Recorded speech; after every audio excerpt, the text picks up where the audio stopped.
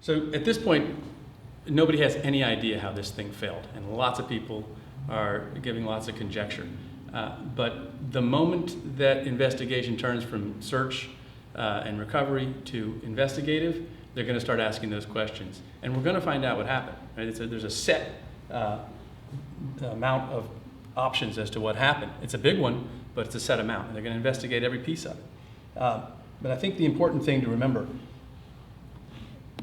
a fully completed, permitted commercial bridge virtually will never fail. They're over-engineered to withstand forces much greater than they could ever be expected to encounter in the field. So short of a landslide, an earthquake, or 50 years of neglect and decay, they're not coming down. But a bridge under construction is just inherently dangerous and unstable, right? Because bridges don't have extra pieces. So if a bridge is being built by its nature until the last post, the last column, the last cable tie, the last bolt is in place, that's going to be, in various stages, unstable.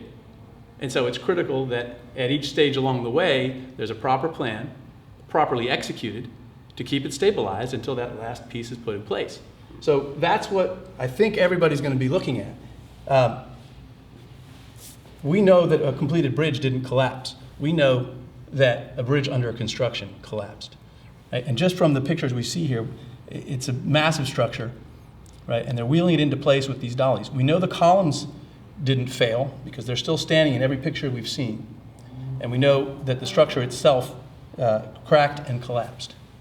So they're going to start from the beginning. They're going to look at the engineering plans to confirm that the calculations were correct, that it's a bridge that was over-engineered when in place. They're then going to look at materials. The concrete's going to be tested. The structural steel inside the concrete will be tested. The support steel cables will get tested to make sure it's not a material issue. Right? And that's all got to be done. It's got to be done soon and thoroughly. That's going to start happening, I'm sure, immediately. They're then going to look at not only the engineering plan, the calculations as to how strong the completed structure is going to be. They're going to look at the plans for getting it into place, for executing, right? Because it's not enough to have a plan for a completed bridge. You've got to have a plan for stabilizing every step of the way. It's kind of peculiar here. It's strange that these support structures, the cribbage that was they were using to get this in place, is all gone at the time of this collapse. Yet it's pretty clear that the tower with the cable ties is not even in place. Again, it's conjecture. We don't know if there's a perfectly appropriate engineering plan in place that this was to be properly supported as they were making that transition, or whether that plan was not followed properly. Again, we have to see, was there an appropriate engineering plan in place that said these cables can be tightened while this structure is spanned across that length with no support underneath it. It could be that there's a plan and the numbers work that there was an acceptable means of doing that, but it's a question mark right now, because it sure seems like if you're doing things that are affecting the structure, affecting potentially the strength of it, you're putting pressure on it by tightening those cables, that if there's going to be, if anything could go wrong, you have to assume it's going to go wrong. And if something is potentially going to go wrong in a structure like this, I would think the last thing in the world they would want is cars going underneath it while they're doing it. Where are the cables that you're talking about? Where do they go from where to where?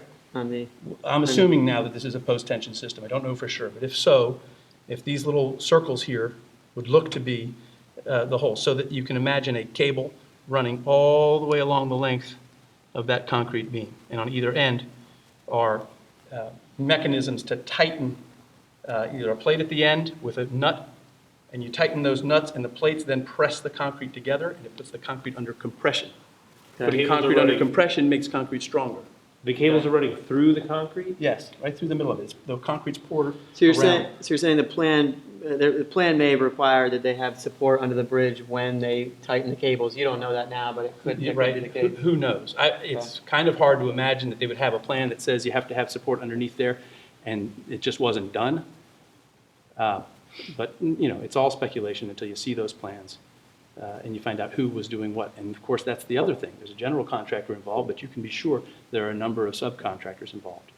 So it's got to be determined which subcontractors were doing what, who was responsible for which aspects of that.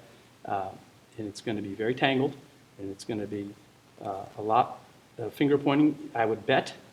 That's been the case in every other structure failure I've seen. But the answer will come out.